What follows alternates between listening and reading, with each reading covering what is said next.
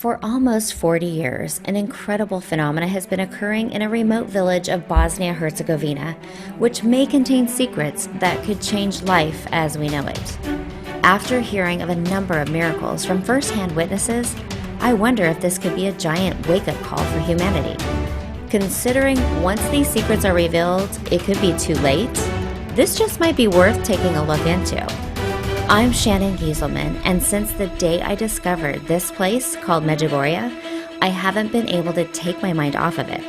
Why doesn't everyone know about it? Well, join me as I bring real-life stories of miracles of Medjugorje and why this is a modern-day case for grace. Welcome back to the Miracles of Medjugorje and another day in the life of COVID. You know, I never really used to ever watch a lick of news up until this year. It just seems like my world of living in the messages and the warnings of Our Lady are now merging with the current events. If there's one good thing that comes out of this whole thing, it's the great wake up and shake up of society. I have been so engrossed in the happenings that I'm finding it hard to focus on much of anything else. And you can't run from it. It's like every conversation you have always seems to end up talking COVID. So as a result, I am way off my regular programming. My apologies. Eventually, I would like to talk about how the messages and secrets of Medjugorje pertain to our world today. But before we get there, I think I need to lay the foundation. I don't want to put the cart before the horse, so to speak. All right, so let's get back to the very beginning of what even put this remote village of Medjugorje on the map. Medjugorje, the name, literally translates to between the mountains in Croatian. Thousands of years ago, the valley was covered by the sea between two mountain ranges. As legend has it, back in 1932, Pope Pius VI had a dream. He found himself climbing an unfamiliar mountain where he encounters the Virgin Mary. She asked him, "I want you to build a cross where I stand. This place will become very important." He says to himself, "Where am I?" She says, "Yugoslavia." And smiling, she gently says, "Remember that mountain." And then the Pope suddenly woke up. A few months later, he received a request from the Archbishop of Mostar in Yugoslavia, which is now Bosnia-Herzegovina. The diocese wanted to build a concrete cross on Mount Sipovac, the former name of Mount Krizevac, to commemorate the 1900th anniversary of the crucifixion of Jesus Christ.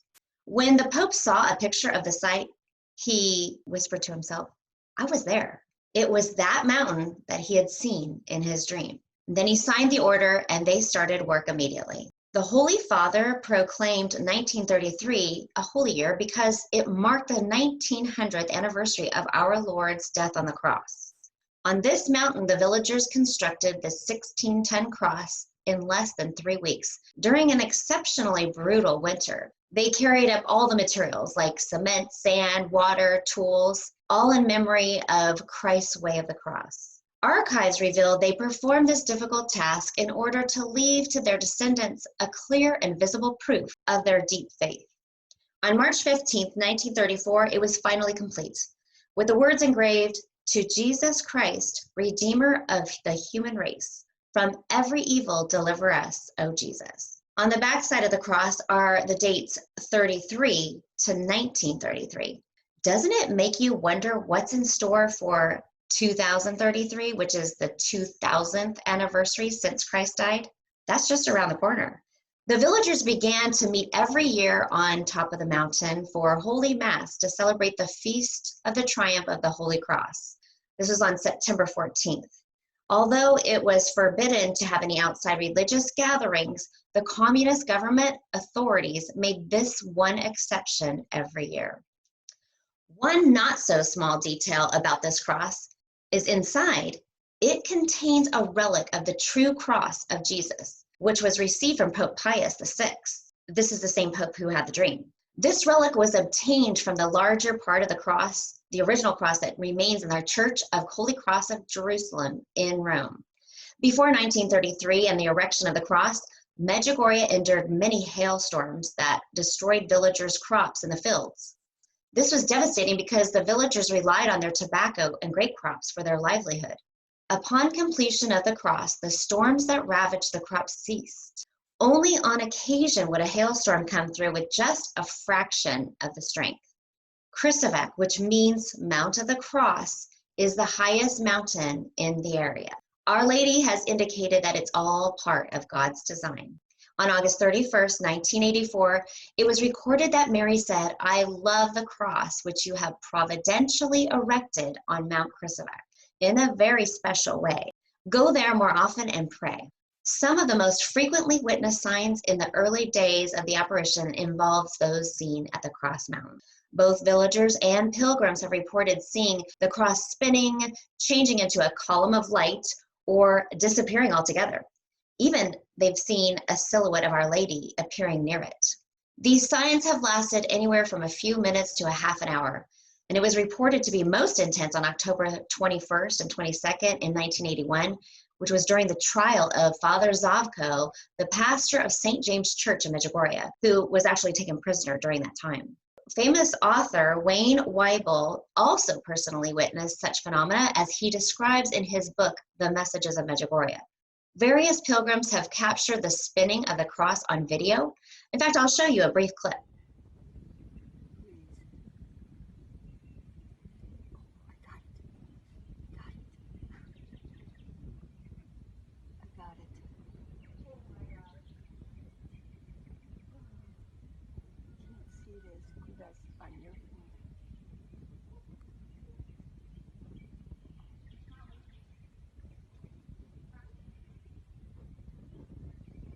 And what time of the mass is gonna finish?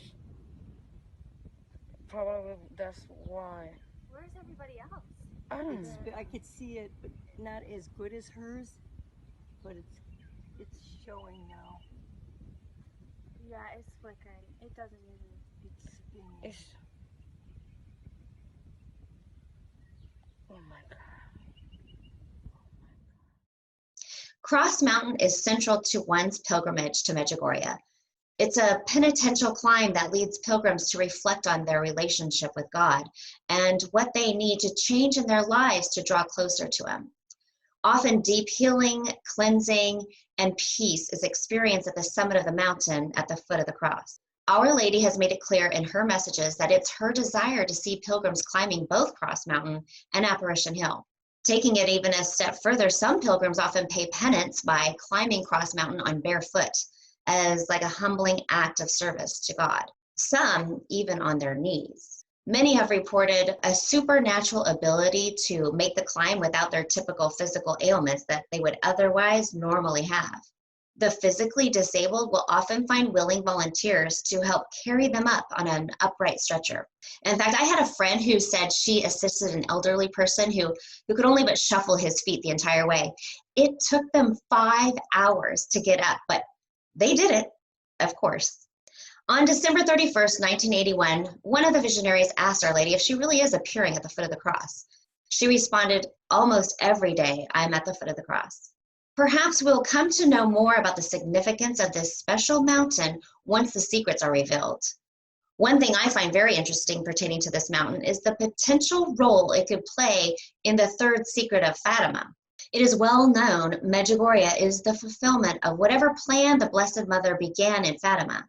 This was verified by both the visionary Lucia as well as Pope John Paul II. On August 25th, 1991, the Virgin gave this message for the world. "With your help, everything that I desired to realize through the secrets I began in Fatima may be fulfilled.